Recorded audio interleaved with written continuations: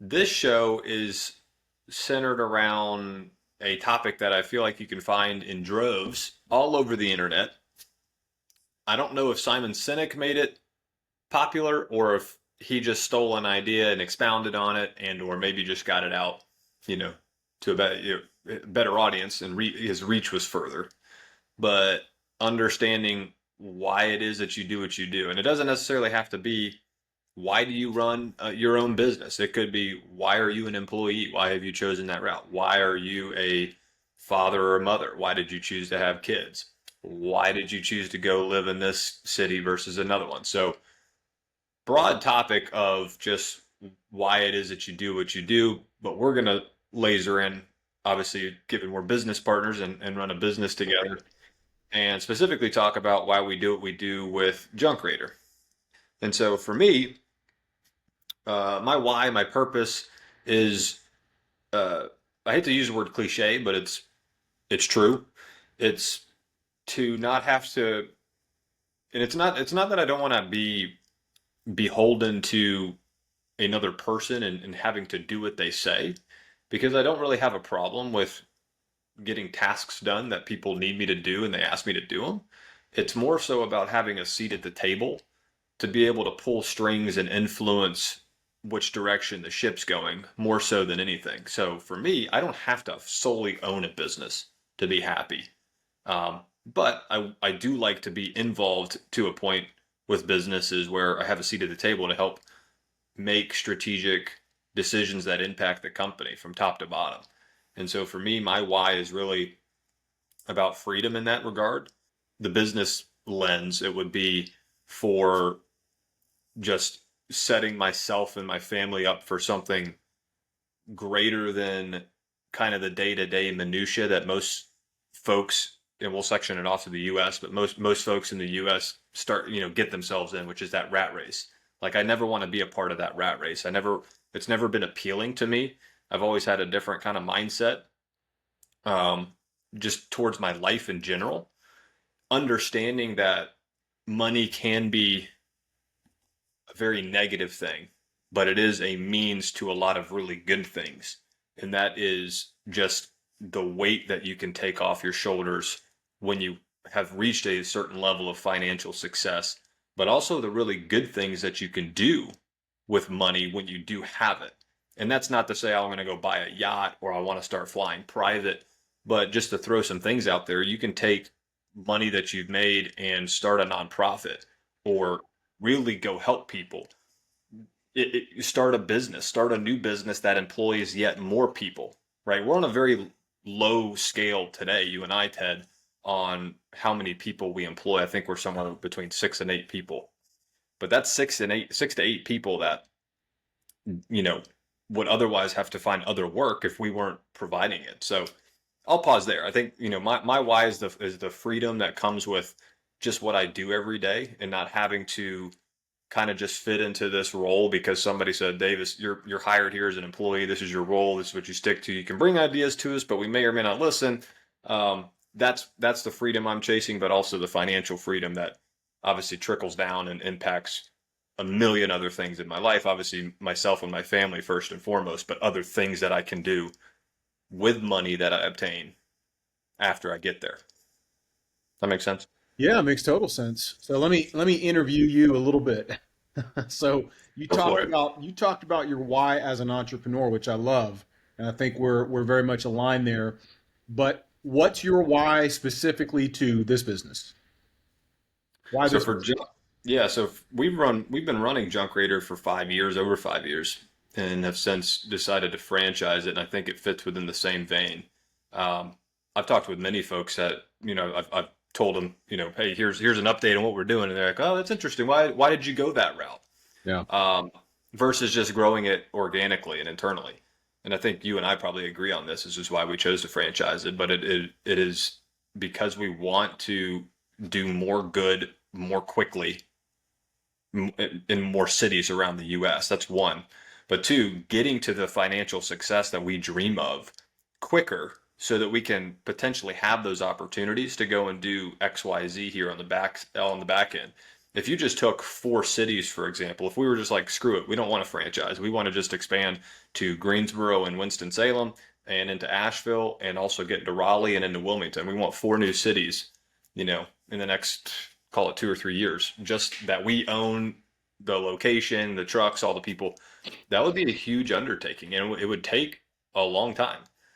When you actually start getting into the nitty gritty of like what it takes. I mean, the equipment, hiring people in local markets that you've never worked in, getting to know the area itself, the different zip codes, the landfills, getting insurance obviously to cover it. You on the marketing side, not knowing that specific market yet. So the path is really the answer for me is really just doing it quicker, scaling it quicker so that we can do more. We're not going to lose touch of the culture we've built at Junk Raider. That's actually one of the things we're hanging our hats on as we go and franchise. In so much as we're not franchising for the sake of just getting so many territories and hoping it works so that you and I can reap the royalties and start making a bunch of money. Like, it's more about getting the Junk Raider brand and culture into more cities and doing it more quickly than if we were to do this internally, which would again take a lot of boots on the ground and us traveling to those local cities to set up shop and figure all that out. So the franchising route for us is a gateway to get where we want to be more quickly so that we can expand into other areas that not only impact us positively, but everybody else we bring onto the boat. Yeah. You know, when I think about my why as far as entrepreneurship, it really goes back to from a young age.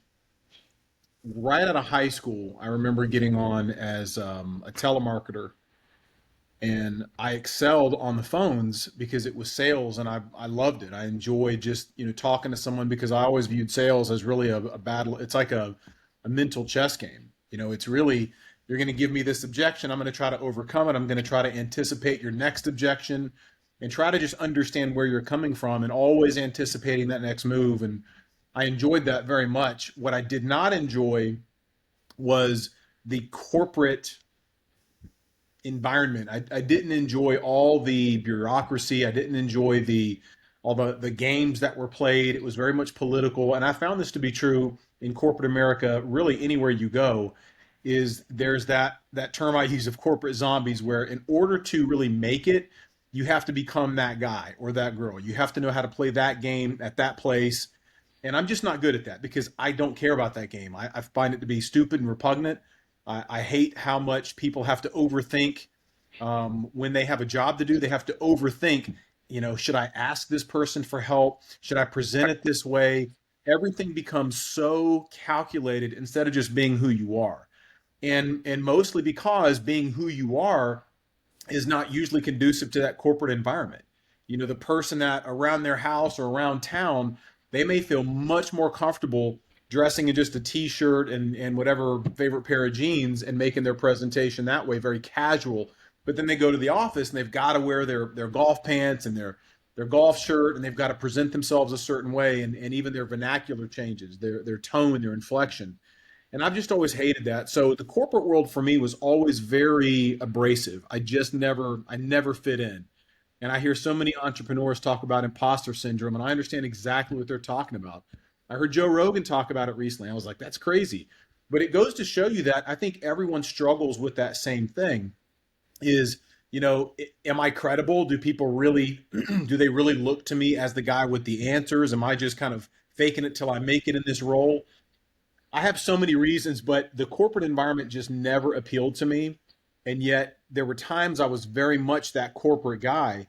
But for me, as an entrepreneur, and then specifically with Junk Raider, I enjoy the freedom. I think, like most people, I enjoy the freedom it brings. But I also really do enjoy. I take so much pride in being able to just build something, and at the same time, being able to bring people along for the ride.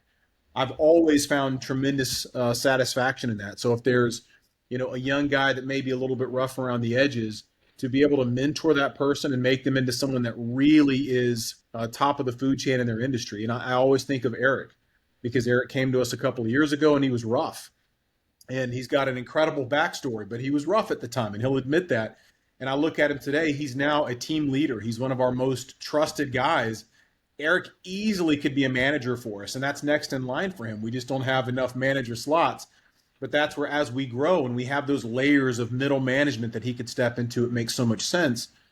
But for me, those are personal things that I really do. I put at the top of my list, and I also, of course, we all want that money, but I think for us, we're playing the long game. And I think early on, it was like, what does that consist of? Do we have the time for this? Because we both had other careers going on, arguably still do. But for me, it's really the long game financially. This is not a business, and most small business owners, especially home service business, to do this right, it's not about get rich quick. You really can't do that unless you come into it with a ton of money already and you can afford to literally poach the best people, spend an insane amount of money on your branding and your marketing and your sales. That's very difficult to do, and that's why most people don't do it that way. It's an organic process, and for us, it's been no different. But I've gotten to that point where we're almost 6 years in business, and I can see where all these challenges that we've overcome has made us better and better and better. And it does come down to this finely tuned machine that you hear about that's making us so good. You know, you commented on that, I think, on the last thread of I think a few days ago on WhatsApp. You'd commented on it looks so good, it feels so good to see all of our people kind of taking the ball and running with it. We're not having to orchestrate every single thing like we used to do, but that takes time. So it's definitely the long game. But I'm chasing the same things you are, and I think most. It's the freedom first and foremost, but it's also just not wanting to be a part of that corporate zombie environment. I love being able to build our own place and have our own culture, and of course we want the financial freedom. But that again, that takes time to really build this thing right, and to get where you want to go, whether that's $100 million or more. That's the long game. Well, let's spend a second on that word freedom because, candidly, when I was younger, I heard it and thought it meant something different. And maybe as you evolve and you just mature as a human, but you also go through different relationships, jobs, you have a kid or whatever the external factors are. But for me, the freedom is, and I think it's the same for you, but the freedom is not, oh, I just want to wake up and do whatever I want, Yeah, or I want to slack off. It's really not that. It's actually the opposite. Like you and I work Monday to Sunday, sun up to sundown, yeah, but it's not like I don't ever feel like it's work because I enjoy it, and sometimes it's difficult even in my own house because folks you know don't really understand it, even the folks close to you to that degree. yeah. They just see that you're on the phone all the time, you're in front of your computer all the time, you're always talking about work. But that's what it is the freedom to know that you're making the decisions that impact your company. Right. Yeah. And the trust that you want to have in somebody might as well be you because we've got 6 to 8 guys whose livelihoods rest on our shoulders. And I would prefer to be in that position where I know that the next thing I do, say, or whatever with you as my business partner is in my hands and not somebody else's. Because I've come from the corporate world, and it's daily. It is a daily thing where something pops up, and I will, I'm not the type of guy that really lets stuff go, so I'll end up messaging somebody at least once about it. You find your trusted people that you can just vent to sometimes, and you're like, man, why the hell are we doing this way? Or why is it taking so long to get to this point? Or Yeah. why we lost that deal? It's because of this. If you guys could just change this. And so that's the freedom that I talk about when I say I want to be a business owner or part owner of businesses for the aspect of freedom is to have that. And it means the opposite of laziness. It means I'm actually going to put more on my shoulders and have more responsibility with more things throughout an organization. I'm willing to wear every single hat that needs to be worn to make this thing successful rather than putting that onus on somebody else where I'm just a monkey in front of a computer doing what they say. And I hope that it works. I follow a lady named Cody Sanchez, who you may have seen, internet certainly seen her, but um, she has really brought to light this whole concept of not beholden to the man, and that you don't have a corporate job honestly is not as safe as you think it is. People, if you ask anybody on the street, why are you an employee? Why don't you just own your own business? A lot of folks will be like, well, it's safe. I like the safety. I like knowing I can show up to work, I get paid for my time, and I go home and I collect a paycheck every 2 weeks. I like that. Yeah. Her position is, but that's not safe. Somebody else holds your destiny in their hands. Their decisions determine whether you have a job tomorrow. They can determine tomorrow if they don't like you and want you gone. Whereas as a business owner, all of that falls on your shoulders and you can control that more. So I tend to align with that. And for me, that's really what freedom means. Full transparency, and we just talked about before the call that we want to shorten these podcasts. So I'm watching the clock. I want to be very, very conscious of not going 50 minutes again. But full transparency, otherwise I don't even want to do these. Like if I can't be completely honest, then I feel like I'm wasting people's time, and certainly mine. The honest truth is, man, I'm prickly, and I know that. I don't get along with everyone, and part of the reason behind that is because I'm ADD to the max. I like doing things now. I cannot stand how long it takes to get things done in corporate America. Every place I've been, it is obnoxious. How many channels I have to go through, how many approvals, the paperwork, and in the end, you basically come back to the idea you started with. And it's so stereotypical, but so many times it was a meeting to have a meeting. There was no outcome. There was no, okay, great, go get that done. It was like, okay, this is really good. Okay, now let's go back and let's do some more discovery and let's talk about this more next week. But I can get it done today. And coming from even the agency world where if you've got multiple clients, you have to get things done quick because time is money. That is one of the biggest things also that drives me. That's part of my why as being my own boss is I can do things my way. I can get it done today. I don't have to have this 2-week process, then come back and meet with these peers over here and then talk about it. Then I've got to go run that through the tech department, the CTO. I can just get it done. And I think that's a big part of my motivation in life. I told you on another podcast, I read this book called Rich Dad, Poor Dad. At the same time, I was reading Victory Secrets of the Till of the Hun, and it was all about build your own empire. And that just resonated with me so much. Stop building someone else's empire and build your own. But that idea is very intimidating for most people. I would say, true entrepreneurs, people that are very much risk takers. We're very much risk takers. We are not risk averse. We're calculating, we weigh the costs, but we're willing to take those risks. And most people are not. Most people are very much risk averse. That's a big part. But another thing is obsession. Like you and I are very much obsessed. Our personalities, we're very obsessive about the things that we think are important. Answering calls, getting back to our customers with estimates, dispatching jobs, all those things, we are very much like, no, it's got to be done now. And I think that's part of why we align so well. But those are all factors about my why.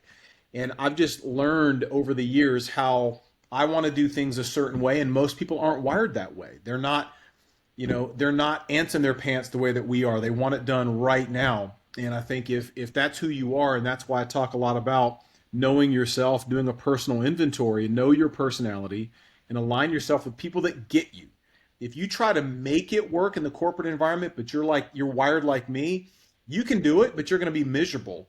And I got to that point of going, I'd rather make way less money, but not be miserable all the time. I'd rather make less money, but love what I do, love the guys around me, and be in control of this thing that I'm building. Not, I'm helping to build this thing, but I'm a cog in the wheel. And at any given point, they can decide they're going in a different direction. Whether that means you're fired, we're doing these layoffs, or that means we are literally changing the direction of the company. This thing that you were chasing, that we were all excited about, scratch that. Now we're focusing only on enterprise. Like I've been in those shoes, and it's like, what are we doing? This is not the way we should be doing this. So all of those are reasons why those are my whys. But I think that's why it's so important for you, the business owner, to do a self-inventory and understand really why are you doing this? What is your motivation? And how does that align with the culture of the company you currently have? So you're hitting on a lot of my favorite influencers. You're hitting on some good points here. One of which would be Gary Vee. Alex Hormozy talks about this as well. But just with the speed of which they operate their businesses is is in the eyes of a corporate, legacy corporate person is just unheard of. It's crazy, Yeah. when you talk about, to your point, just being able to make a decision quickly. Like, why do we need to come back and meet next week to make this decision? Let's make it now. Do you feel like you're going to feel different in a week? No. If you've got all the facts and you can think clearly and you've had your coffee, like, let's make a decision today. It may be the wrong one, but at least we'll know in a week we will be in this exact same position. Hiring people. I mean, Gary Vee's a proponent. I mean, he's coined this, like, hire, fire quick, hire quick, Yeah. right? Like, nobody's an expert in hiring. You and I aren't HR people that have got this thing licked. Even if we hired an outsourced firm, they're not going to have it licked. This person that looks good on paper may suck when they come in, or this person that sucks on paper may be awesome when they come in. None of us know, but bring them into the fold, let them know, figure out if they're, going to work for your company. And if they don't, just get them out. And that's not to be, bull in a china shop or disrespectful to that person you hired.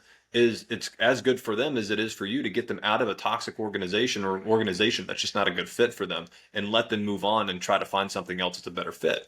And so those things are. I was listening to a podcast this morning with Alex Hormozy, and he mentioned that with just the speed in which he operates. He threw out all sorts of stats, and I can't remember them now, but it was something along the lines of, like, if you can't make a decision, if you used to take 2 weeks to make a decision, and you don't feel like you can make it in like a 2 hour span, then you just shouldn't be making the decision at all. Like, you should just go ahead and make it.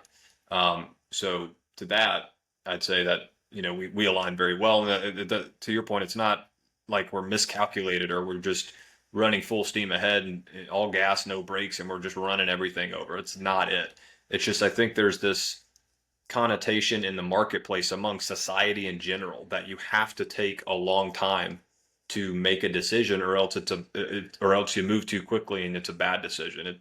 To sum it up here, and it's amazing that I sit here at 33 years old as I am now, coming from the parents I came from, and by no means is this a knock on my dad, but he would take years to research a new vehicle purchase, or excuse me, a used vehicle purchase. He never purchased new. And, he'd spend 2, 3, 4 years on cars.com and Yahoo Auto and comparing all these cars. And I'm like, I'm the guy that'll go on when I realize I have a need. I may not pull a trigger today, or I may not pull a trigger today, but I'm likely going to pull it in the next month or so, because I know I have a need, and the market isn't going to adjust so greatly that if I waited 2, 3, 4 years, that it would be so different. So, like, I look at the opportunity cost of, dude, you spent 2 or 3 or 4 years of your life, however many minutes and however many hours you put into every online search. He would print paper out, right? And I'm like, but what's your time worth? Like, what did you lose in the amount of hours you spent researching that you could have gained had you just made this decision 2 years ago? Right? And that's a micro example of just the topic at large. But I guess I'll sum it up here with one last question for you, Ted. Let's fast forward 5 years. Junk Raider franchise system is built. It is operating at max capacity. We're doing great. What is the next step in your journey, or with that franchise company, some other company? What's the next step that you, with that success and the money that comes with it and the responsibility that comes with it and all the people that you've brought into that family along the way? What's the next step for you that you go and do, whether it's with Junk Raider franchising or something else? Yeah, that's a great question, man. I think, for one thing, if we 5 years from now have the goal that we have laid out, which is at least 100 franchisees within 5 years, I think it is possible to get there within three, but that's a very ambitious goal. But I think if we can get there within 5 years, you and I have to make a big decision. Do we continue to build and essentially use this as a legacy play for our kids, or do we sell? If we were to sell, we know the kind of numbers we can get, and it would be a significant number because of that recurring revenue. As far as the people around us, I love being generous, and I know you do too. When we have extra margin that we can reward our guys, we love doing that. And that's one of the things I love the most is being able to mentor people, get them to that next level in life, and reward them for all the work they put in.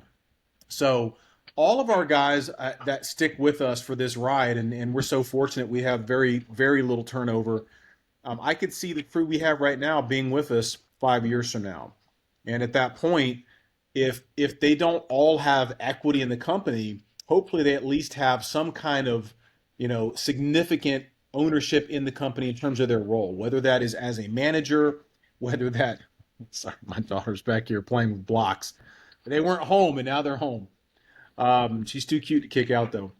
So whether that is now they're playing a significant role as a manager, whether that's maybe they're marketing managers at that point, who knows? But one of the things I want to do is make sure that they are rising along with us. They're making great money, but they have a real career. They have a future beyond junk removal. They're not simply loading stuff in a truck anymore. Now they're managing and helping to run the company. But you and I have to decide from there, what do we do? Do we stay running the business? Do we sell the business? Do we pivot and focus on our software company, Service Raider? Do we focus on our bullish structures where we have homes that are being built out of shipping containers to really address the needs of home prices are just out of control, whether it's buying, renting, they're out of control. Do we focus on that business? I think it's great to have that next card to play, and that's what we're going to be in the position to do is decide on our terms. Do we want to pivot and focus over here or continue to grow this business? I will say one last thing.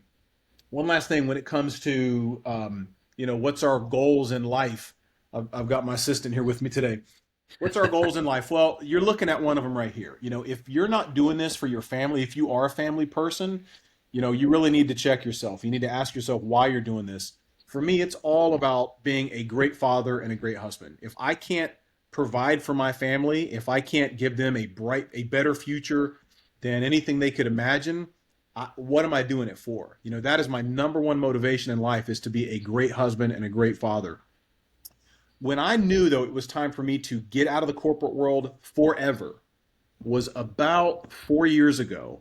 And that was my last gig, because we had a landing page that needed to be built. And the agency we were working with at the time said it was going to take, after all the discovery sessions and all the back and forth, it was going to take about 6 weeks to build a landing page at a cost of like $100,000. I kid you not, this agency. And they paid it. They said, no problem. Yeah, let's get this done. All in, this probably was a 3 to 4 month process, including all the discovery sessions and interviews and the key stakeholders, all that fluff that I used to have to say in the agency world. Dude, it is nonsense. It is nonsense. Listen, if you're talking about dealing with a global brand, your discovery session may take you weeks because you do have your key stakeholders you want to interview and you want to get it right. But for smaller companies, it is ridiculous.